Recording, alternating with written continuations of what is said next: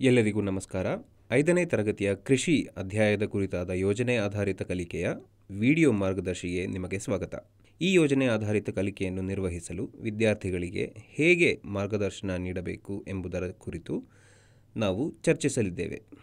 ಜೊತೆಗೆ ಪ್ರಾಯೋಗಿಕ ಅನುಭವಗಳು ಮತ್ತು ಸಮುದಾಯದೊಂದಿಗಿನ ಸಂದರ್ಶನದ ಮೂಲಕ ಕೃಷಿಯ ಪ್ರಕ್ರಿಯೆಗಳು ಮತ್ತು ಪ್ರಾಮುಖ್ಯತೆಯನ್ನು ಅರ್ಥ ಮಾಡಿಕೊಳ್ಳುವಾಗ ವಿಮರ್ಶಾತ್ಮಕ ಚಿಂತನೆ, ಸೃಜನಶೀಲತೆ, ಸಂವಹನ ಮತ್ತು ಸಹಭಾಗಿತ್ವದಂತಹ 21ನೇ ಶತಮಾನದ ಕೌಶಲ್ಯಗಳನ್ನು ವಿದ್ಯಾರ್ಥಿಗಳಲ್ಲಿ PBL ಹೇಗೆ ಬೆಳೆಸುತ್ತದೆ ಎಂಬುದನ್ನು ಸಹ ನಾವು ನೋಡೋಣ. ಈ PBL ಅನ್ನು ಪೂರ್ಣಗೊಳಿಸಿದ ನಂತರ ವಿದ್ಯಾರ್ಥಿಗಳು ಸಾಧಿಸಲಿರುವ ಕಲಿಕಾ ಫಲಗಳು ಹೀಗಿವೆ.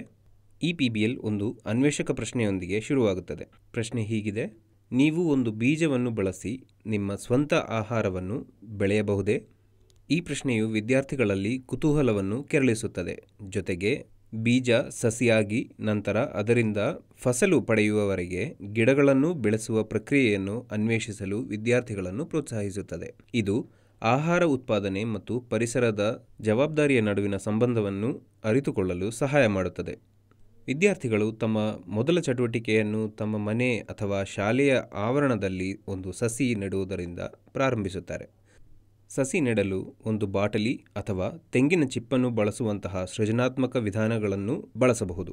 ಸಸಿ ನೆಟ್ಟ ನಂತರ ಅದಕ್ಕೆ ಪ್ರತಿನಿತ್ಯ ನೀರು ಹಾಕಿ ಸಸಿ ಗಿಡವಾಗಿ ಬೆಳೆಯುವುದನ್ನು ಸೂಕ್ಷ್ಮವಾಗಿ ಗಮನಿಸುತ್ತಾರೆ. ಈ ಚಟುವಟಿಕೆಯು ಸಸಿ ನೆಡುವುದು ಮತ್ತು ಅದನ್ನು ಪೋಷಿಸುವುದನ್ನು ಕಲಿಸುವುದರ ಜೊತೆಗೆ ಅವಲೋಕನ ಕೌಶಲ್ಯಗಳನ್ನು ಬೆಳೆಸುತ್ತದೆ. ಇದು ಸೃಜನಶೀಲತೆ ಮತ್ತು ಸಹಭಾಗಿತ್ವದ ಕೌಶಲ್ಯಗಳನ್ನು ಒಳಗೊಂಡಿರುತ್ತದೆ. ನಂತರ ಇದೇ ಹಂತಗಳನ್ನು ಕೃಷಿ ಚಟುವಟಿಕೆಯಲ್ಲಿ ಅನುಸರಿಸಲಾಗುತ್ತದೆಯೇ ಎಂಬಂತಹ ಸ್ವಾವಲೋಕನ ಪ್ರಶ್ನೆಗಳು ಉತ್ತರಿಸುವಾಗ ವಿದ್ಯಾರ್ಥಿಗಳ ವಿಮರ್ಶಾತ್ಮಕ ಚಿಂತನೆ ಪ್ರಮುಖ ಪಾತ್ರ ವಹಿಸುತ್ತದೆ.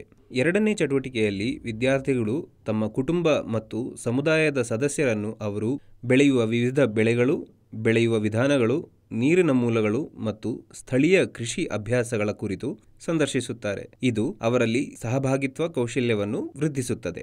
ಅವರು ಸಂದರ್ಶನದಿಂದ ಪಡೆದ ಮಾಹಿತಿಯನ್ನು ದಾಖಲಿಸುವಾಗ ಅವರ ಸಂವಹನ ಕೌಶಲ್ಯ ಬಲಗೊಳ್ಳುತ್ತದೆ. 3ನೇ ಚಟುವಟಿಕೆಯಲ್ಲಿ ವಿದ್ಯಾರ್ಥಿಗಳು ರೈತರು ಮತ್ತು ಕೃಷಿಯ ಕುರಿತಾದ ಕಥೆಗಳು ಮತ್ತು ಪದ್ಯಗಳನ್ನು ಕಥೆ ಪುಸ್ತಕಗಳಿಂದ ಅಥವಾ ತಮ್ಮ ಕುಟುಂಬ ಸದಸ್ಯರಿಂದ ಸಂಗ್ರಹಿಸುತ್ತಾರೆ.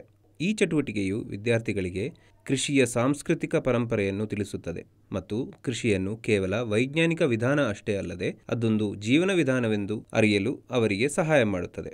ಕೊನೆಯಲ್ಲಿ ವಿದ್ಯಾರ್ಥಿಗಳು ಮತ್ತೊಮ್ಮೆ ಅನ್ವೇಷಕ ಪ್ರಶ್ನೆಗೆ ಹಿಂತಿರುಗಿ PBLನಿಂದ ತಾವು ಪಡೆದ ಜ್ಞಾನದ ಆಧಾರದ ಮೇಲೆ ಅದಕ್ಕೆ ಉತ್ತರಿಸಲು ಪ್ರಯತ್ನಿಸುತ್ತಾರೆ.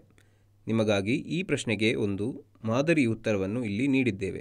ಬೀಜಗಳಿಂದ ನಮ್ಮ ಸ್ವಂತ ಆಹಾರವನ್ನು ಬೆಳೆಸಲು ಸಾಧ್ಯವಿದೆ. ಆರೋಗ್ಯಕರ ಬೀಜಕ್ಕೆ ಮಣ್ಣು, ನೀರು, ಗಾಳಿ, ವಾತಾವರಣ ಮತ್ತು ಸೂರ್ಯನ ಬೆಳಕು ಸಿಕ್ಕಿದಾಗ ಅದು ಗಿಡವಾಗಿ ಬೆಳೆದು ನಮಗೆ ಧಾನ್ಯ, ಹಣ್ಣು ಅಥವಾ ತರಕಾರಿಗಳನ್ನು ನೀಡುತ್ತದೆ. ಗಿಡವು ಬೆಳೆದು ಫಸಲು ನೀಡಲು ತಾಳ್ಮೆ, ಸರಿಯಾದ ಆರೈಕೆ ಮತ್ತು ಕೀಟಗಳಿಂದ ರಕ್ಷಣೆ ನೀಡುವುದು ಅತ್ಯಗತ್ಯ. ಈಗ ಬರುವುದು ನನ್ನ ಕಲ್ಪನೆ, ನನ್ನ ರಚನೆ ವಿಭಾಗ.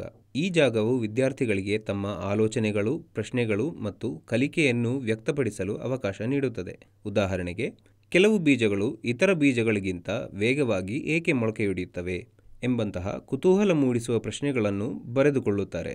ಇದು ವಿದ್ಯಾರ್ಥಿಗಳಿಗೆ ಕೃಷಿಯಲ್ಲಿನ ನೈಜ ಜೀವನದ ಸಮಸ್ಯೆಗಳನ್ನು ಗುರುತಿಸಿ ಅವುಗಳನ್ನು ಪರಿಹರಿಸುವ ಕೌಶಲ್ಯಗಳನ್ನು ವೃದ್ಧಿಸುತ್ತದೆ.